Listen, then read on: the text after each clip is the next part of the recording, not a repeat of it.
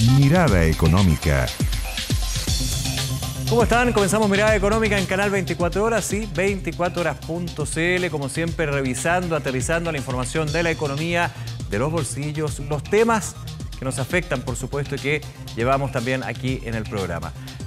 2024, que por supuesto tiene distintas proyecciones en términos de lo que ya significó el cierre de 2023, una economía que se contrajo, un último IMACEC que fue sorpresivo a la baja, en negativo, y que nos hace pensar, bueno, cambian las proyecciones, ¿cómo eso puede, IMACEC, PIB, todos los conceptos afectarlo a ustedes que no nos ven a esta hora? Vamos a estar conversando de otros temas relacionados. Para eso estamos ya en el programa, aquí en el estudio, con Víctor Martínez, director ejecutivo de CIES UDD, Universidad del Desarrollo. Víctor, un placer, muchas gracias por acompañarnos. ¿Qué tal? Gracias a ti por la invitación. A ver, estamos a la espera del IMACEC de enero. Sí. El IMACEC de diciembre, yo lo decía, sorpresa negativa, y que de hecho genera un cierre de año a la espera, era el preliminar, a la espera del consolidado, podríamos decir, del Banco Central, con una economía que se contrajo. ¿Cambia de alguna manera las proyecciones con respecto a este sorpresivo IMACEC de diciembre, esperando el del primer mes del año? Efectivamente, el mes de diciembre fue una contracción. Sin embargo, las estimaciones por ahora se mantienen en que el IMACEC de enero debería estar cerca de un crecimiento nulo, o debería ser 0% de variación en 12 meses. Lo que está mostrando en el fondo la sorpresa del IMACEC previo, la contracción del año que recién pasó, es una demanda interna protagonizada por el consumo, un ajuste que tenía que existir después de un periodo de inflación alta, una contracción que ha hecho que la demanda interna esté bastante fría. Y eso hace que uno piense que básicamente el IMACEC que viene va a ser 0%. Ahora, podrían sorprender un poco hacia arriba. Hay estimaciones que llegan incluso hasta el 1,6%. Mira, o 1%. Pero ¿eso son proyecciones ambiciosas? ¿Pasar de un crecimiento nulo o nulo crecimiento a hasta un 1%? ¿Son rangos importantes? Sí, yo creo que también destaca otra característica que tiene este periodo, que es de alta volatilidad o incertidumbre. Sin embargo, en la medida en que se van entregando datos que van adelantando esto, por ejemplo, mañana, pasado mañana van a salir datos de la producción industrial, energía, uno podría ver ahí sorpresas relacionadas con que la producción pueda compensar un poco. Yeah. Ahora, nosotros estimamos que esa compensación a el consumo lo que va a hacer terminar anulando esto, pero podría aumentar mucho más la producción por alguna razón, que se va a ver en las cifras que vienen, y eso podría ajustar algo la estimación de cara al día que sale, que es el primero. Ahora, tú te refieres al índice de producción industrial, claro, que presenta el INE, y es un gran indicador en términos de, cuando hablamos de IMACEC, crecimiento, actividad económica. Esto se compone de la actividad de los sectores de la economía, entre ellos el sector manufacturero, la minería, electricidad, gas y agua, que es lo que miden. Ahí ya tendríamos un primer elemento o señal de cómo se viene el IMACEC. Exacto. ¿Por qué? Porque la producción es relevante para el IMACEC, sobre todo que viene, siempre es relevante y sí, siempre claro, ayuda a predecir harto, pero para el IMACEC que viene es relevante también porque uno espera que las señales del consumo son que va a seguir bastante deprimido. Nosotros en la universidad seguimos algunos indicadores de tracking de Google, de las personas buscando distintas cosas, y tenemos un indicador relacionado con el consumo de búsquedas de cuestiones de consumo, etcétera. Y lo que vemos es que por ahí no va a venir una sorpresa aparentemente, sino que podría ser la producción o tal vez los servicios. La minería es importante también, tiene un peso relevante. Claro. Que durante el año pasado estuvo bien, ya más con una tendencia a la contracción, pero que fue recuperándose a final de año. Claro. Ya. Entonces, en el fondo, los componentes de la economía y de esta economía de corto plazo, que es básicamente qué va a pasar en enero, claro, o qué pasó, claro, en enero, son que aparentemente lo foráneo o lo externo se ha mantenido más o menos estable, por lo tanto la producción, exportación, importación, etcétera, por ahí podría pasar algo que haga que suba un poco más. Perdona, Víctor, ¿qué factores externos a nuestro país son los que han tenido que estar en atención, digamos? El año pasado, principalmente la situación bélica. Los conflictos geopolíticos. Los conflictos geopolíticos también, que tienen que ver con la restricción de exportación, importación, etc. Y también los conflictos bélicos que alteraron los precios. ¿Por qué son tan relevantes esto y las cadenas de precio, etcétera? Porque las decisiones relevantes, por ejemplo, en Estados Unidos de política monetaria, que impacta también acá en términos nacionales, está linkeada totalmente a cómo va la economía. Entonces, el año pasado estábamos todos atentos a qué pasaba con la economía en Estados Unidos, en los países grandes, en los países socios de Chile. Y las proyecciones de final de año son proyecciones que hasta ahora, más que con números, se han mantenido en cuanto a que no ha explotado la guerra, parece que los precios siguen... Los peores escenarios, digamos, no se dan, siendo que son escenarios que Claro. aumenta el presente son bien complejos, Claro. obviamente. Entonces no vamos a tener sorpresas que Las demasiado... economías son malas para las sorpresas. Claro, demasiado grandes, pero efectivamente habría que mirar qué va a pasar con la producción. La producción minera, energía, etcétera, que pueden ser también un aviso de alguna variable que se nos esté yendo en las predicciones previas. Pero por ahora, Claro. IMASEC nulo es lo que...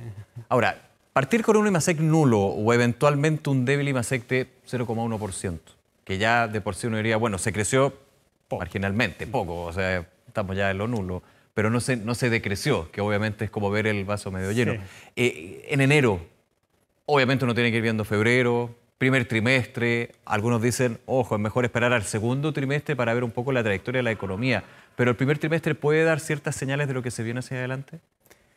Efectivamente... ¿O es muy apresurado? Efectivamente, el primer trimestre va a dar señales importantes. ¿Por qué? Porque un protagonista relevante acá es la política monetaria. La política monetaria es lenta, es decir, lenta no en su acción, sino que en su efecto. Por lo tanto, las cuestiones que haga hoy día la política monetaria van a afectar no inmediatamente, sino que más adelante. Luego, si la economía está muy fría en el primer trimestre, puede ser una señal de algo que ya se ha estado discutiendo en el mercado, que es que el Banco Central tal vez podría haber sido más agresivo de lo que ha sido con las tasas. Ya. Más aún. Y de esa manera controlar la inflación. O sea, hay algunos también que han hablado de que eventualmente con las señales del último IPC vamos a llegar antes de lo que esperábamos a la meta del 3%. Incluso podríamos en marzo ya tener una variación a los 12 meses del 3%, incluyendo lo débil que está la demanda interna y el consumo, más la nueva canasta que baja algunas ponderaciones del primer trimestre, y eso haría que efectivamente el Banco Central tenga espacio para ser más agresivo, y eso por supuesto que cambia el escenario económico también. En el programa siempre recordamos que el objetivo del Banco Central con su política monetaria es mantener los precios a raya o una inflación estable, sana. Sí. Ni que sea inflación o deflación, digamos que son los dos Exacto. extremos. Pero sin tener el objetivo, sin tenerlo como objetivo, pero obviamente causa-efecto, el tema del crecimiento de la economía, la actividad económica tiene que ver mucho con esa política monetaria. Si hay Expliquemos un deflación, poquito o sea, si hay poca actividad económica, poco consumo, baja demanda y se mantiene el escenario externo, podría haber acercarse a tasas bajo el 3% cerrando el año. Y eso haría que el Banco Central tuviera que tomar una política monetaria, incluso de aquí al final del año, más agresiva para justamente que no caiga mucho pensando en el largo plazo, tal vez ni siquiera 2024, pero para hacer que no caiga... Es un demasiado. balance y equilibrio súper delicado. Entonces, tiene que ajustarse. Y bueno, y el escenario al final, resumiendo como el panorama, nosotros terminamos un 2023 bien malo. Ya. Malo para la empresa, uno en términos generales no vio grandes crecimientos en la empresa, malos para el crecimiento en general porque habríamos caído en el producto anual y malo en el empleo. ¿Por qué? Porque si uno mira, por ejemplo, los datos de los cotizantes, que es una aproximación del empleo formal, el empleo que cotiza, Perfecto. de los 12 meses del año pasado, hubo 11 en que cayó. Entonces, el empleo también muy apretado, y eso en un contexto en el que ya faltaban cerca de 300.000 empleos por recuperar Desde la pandemia. desde la pandemia. Entonces, estamos en un escenario en el que las buenas noticias serían que el mercado laboral no siguiera destruyendo empleo según los indicadores de cotizaciones, que es súper subieran complicado, algo Sí, perdona, porque este dinamismo. es complicado cuando se da un escenario y tú lo remarcabas muy bien. empresas que empiezan a suspender o no tener nuevos proyectos de inversión y eso requiere menos mano de obra que podría estar implementada en esos proyectos. Y cuando ya a esto se suma la destrucción de puestos de trabajo, es un problema. Se necesita creación de nuevos puestos de trabajo, pero como no hay nuevos proyectos de inversión, hay por supuesto, pero en cuantía uno empieza a ver que hay una especie de vamos viendo cómo va el próximo año para ir tomando esas decisiones y finalmente generar esos puestos. Efectivamente, y al final tenemos un problema que los economistas le llaman de corto plazo o del ciclo, que es el problema de cómo vamos a enfrentar el 2024 con los contextos externos, con el dólar, con lo que pase con la inflación, Claro. etcétera. Y uno de largo plazo, que también el Banco Central, al cerrar el año pasado, hizo una estimación respecto a nuestra capacidad de crecer, por llamarlo de alguna manera, que es el PIB potencial. Y nuestra capacidad de crecer está en un 2%. O sea, esperamos poco para este año en cuanto a crecimiento, 1,6%, algunos 1,8%, pero el problema es que esperamos poco para los próximos 10 años. Sí, ya era ambicioso algunos que piensan 2,5 este año. Claro. Ya ambicioso 2,5 en comparación, claro, si lo traemos a 7, 8 años cuando se crecía entre un 4 y un 6%, evidentemente. Pero ¿qué pasa en los próximos años? Esa también es una gran pregunta. Entonces, efectivamente, se tiene que tener de alguna manera una agenda de política que haga que esa capacidad de crecer o ese crecimiento estructural crezca más de lo que las estimaciones hoy día dicen que somos capaces de hacerlo. Claro. Víctor Martínez, déjame ir a un punto que tiene relación con eso, pero que también abordamos y nos gusta aterrizar aquí en el programa, que tiene que ver con las incertidumbres. Esas incertidumbres que muchas veces no son cuantificables, que no están en el Excel, digamos, del proyecto de inversión de la empresa, pero que son un sentir, una temperatura. Se hablaba mucho en los últimos 2 años de incertidumbres desde las políticas, desde la discusión del proceso constitucional, desde los periodos eleccionarios. Eso se va despejando. En algún minuto también que tenía un poco más de número el proyecto de ley del royalty minero. Eso es como que ya se cerraron, digamos. Claro. ¿Eso puede de alguna manera dar un envión en términos de certezas?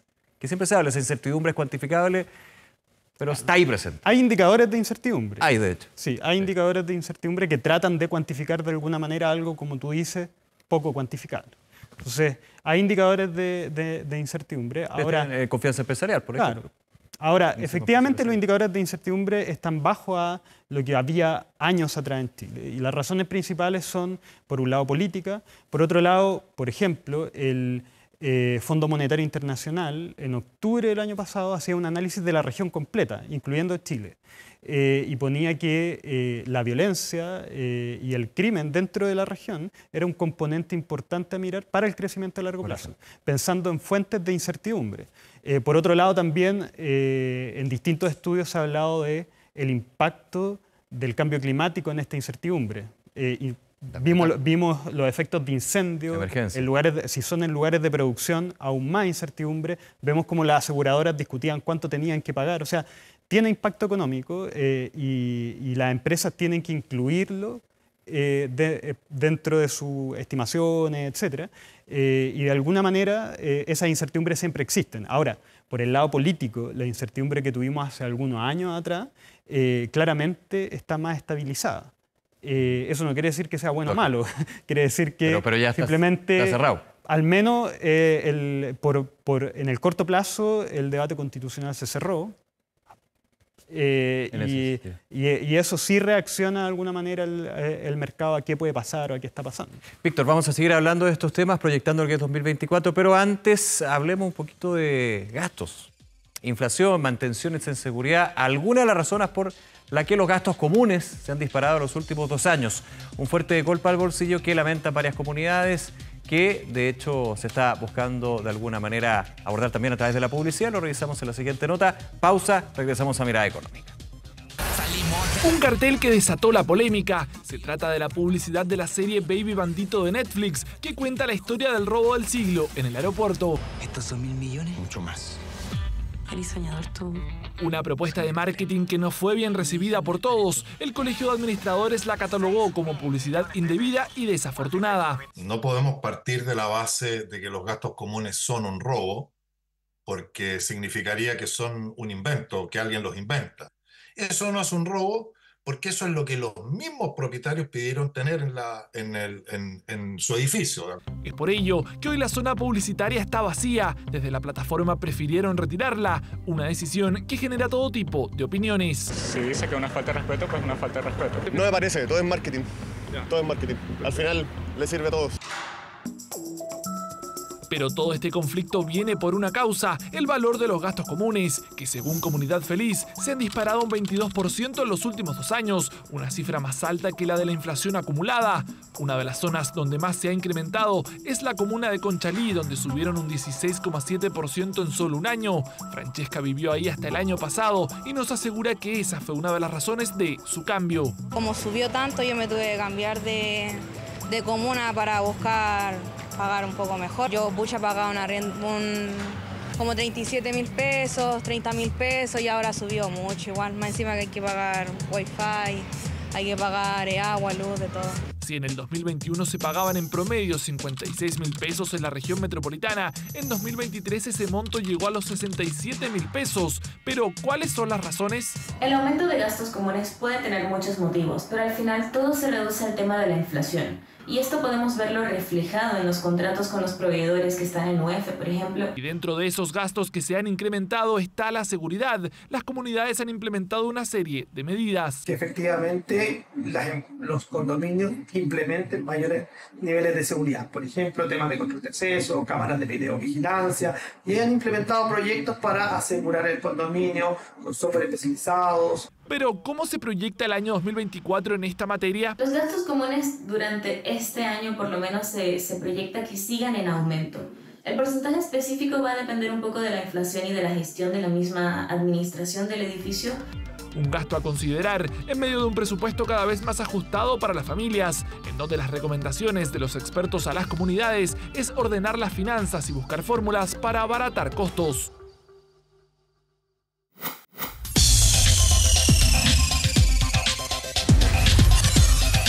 Mirada Económica. Regresamos a Mirada Económica. Estamos conversando con Víctor Martínez, director ejecutivo de CIES UDD. Víctor, profundicemos los minutos que nos quedan en un tema que es súper relevante que tú mencionabas en este diagnóstico y proyección de la economía chilena, que es el mercado laboral. Porque siempre se habla de un rezago de la condición del mercado laboral con respecto a cuánto se crece o no.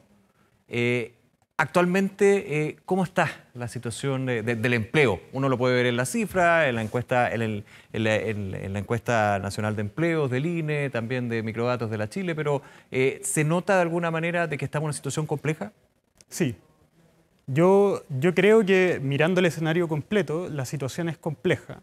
Ahora, ¿cómo se analiza o cómo se puede observar o entender esta situación? Por un lado, uno tiene la encuesta del INE, que lo que hace es preguntarle a las personas si trabajaron algunas horas la semana pasada. Sí. Y desde esa encuesta, uno de alguna manera entiende que hay un rezago desde la pandemia. ¿Por qué? Básicamente anclado en la tasa de participación o tasa de ocupación que había en la pandemia. La tasa de ocupación, que son las personas trabajando por el total en edad de trabajar, era más alta previa a la pandemia que hoy día. Ya. Naturalmente vamos a tener un más número de empleo, porque hay más gente entrando al mercado laboral, más gente cumpliendo 18 años todos los años. Pero hay una brecha de cerca de 300.000 empleos. Esos están fuera del mercado laboral probablemente. Personas que antes trabajaban, llegó la pandemia y nunca volvieron a entrar, o segmentos de la población que nunca volvieron a entrar. Ese es un dato. Hay otro dato que es preocupante también, que es el que comentaba hace un rato, que tiene que ver con las cotizaciones. Estas son fuentes de la Superintendencia de Pensiones, que tiene las cotizaciones de las personas para el sistema de pensiones, público y privado, todos los que cotizan, algunos independientes. Sí. Las cotizaciones son una proxy del número de personas que está activa trabajando en el mercado laboral. Y durante el año pasado, de los 12 meses, 11 meses cayó. Es decir, ese trabajo formal que se cotiza... Era menor un mes al mes anterior. Al año anterior. Al año anterior. Al mismo mes del año anterior. Okay. Y fue cayendo todos los meses del año, hasta el último dato que hay, que es de diciembre, en que cayó también. Entonces, el panorama es, tenemos empleos que están postergados, es decir, que no hemos logrado recuperar post-pandemia, y por otro lado, un año en que fue bien malo para el empleo formal. Uno es congestiones de trabajos, por ejemplo, informales en la encuesta del INE, que aumentaron un poco más o que son mucho más altos que los trabajos asalariados privados. Y por otro lado, también el número de horas. Si uno ve el indicador, por ejemplo, de la tasa o el porcentaje de personas que trabaja medio tiempo, pero declara que le gustaría trabajar más horas, ha aumentado en el último año. Entonces, no solo es el número de empleo, sino que lo que se deteriora cuando se deteriora el número de empleo es la calidad, la cantidad de horas que puedo trabajar. Son unos factores que al final van en contra de la calidad de vida. Ahora, es difícil abordar ese escenario desde la política fiscal, por ejemplo, desde las medidas del Estado. ¿Cuál es, quizás no una fórmula, pero sí donde en este contexto y en esta realidad, qué tecla hay que tocar, por ejemplo? Claro. ¿Cuál se debería tocar? Mira, yo creo que hoy día la política fiscal no debería entrar en cuanto a, de alguna manera, solventar los salarios o de las personas que perdieron, o bonos, etc. Eso podría ser en un escenario transitorio, en el que tú decías, en el 2022 decías, el 2023 voy a tener un ajuste en el consumo por la inflación, probablemente va a haber gente que va a perder empleo, voy a hacer algo transitorio para ajustarme. Hoy día las políticas que deberían estar implementadas son políticas para recuperar el crecimiento. Que son políticas permanentes, finalmente. La inversión. Con efecto permanente. La inversión, poner una empresa y también acelerar de alguna manera la ejecución de la inversión pública también. Construir una carretera, construir un hospital, no solo deja el hospital, sino que en el transcurso genera empleo. Entonces, son políticas que te permiten de alguna manera balancear el corto plazo con el mediano plazo. Más bien por ahí debería ir. Déjame tomar un punto de la conversación al comienzo, a la inflación. Eso, por lo menos en las proyecciones, se ve como un muy buen escenario. Recordemos una inflación que llegó a superar los 2 dígitos durante varios meses.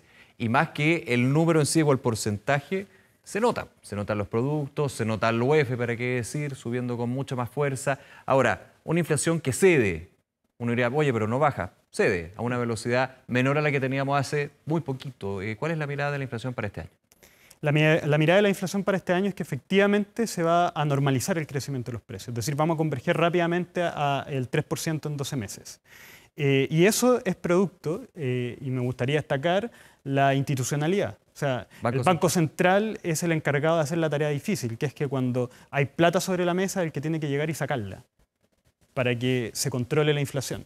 Esa tarea nunca es bien vista, y menos en un periodo en el que se están perdiendo empleo, pero lo hizo, se controló la inflación y fue exitoso en controlar la inflación. Entonces hoy día la discusión es una discusión que diríamos algo mejor, es qué tan agresivo tiene que ser el Banco Central. Ya no estamos tan preocupados de que la inflación se vaya a disparar necesariamente hacia arriba, sino que estamos más preocupados de cuán agresivo tiene que ser el Banco Central en esta recuperación, lo que habla bien en cuanto a las políticas inflacionarias que se tomaron. Víctor Martínez, director ejecutivo de CIES UDD. Víctor, un placer, muchas gracias por acompañarnos en el programa en esta ocasión. Gracias a ti por la invitación. Que estén muy bien. Y a ustedes, como siempre, agradecerles su sintonía y recordarles que la información de la economía de sus bolsillos está, por supuesto, y la abordamos y la explicamos aquí en Mirada Económica. Y todas las noticias siguen en Canal 24 Horas. Que estén muy bien. Nos vemos. Chao.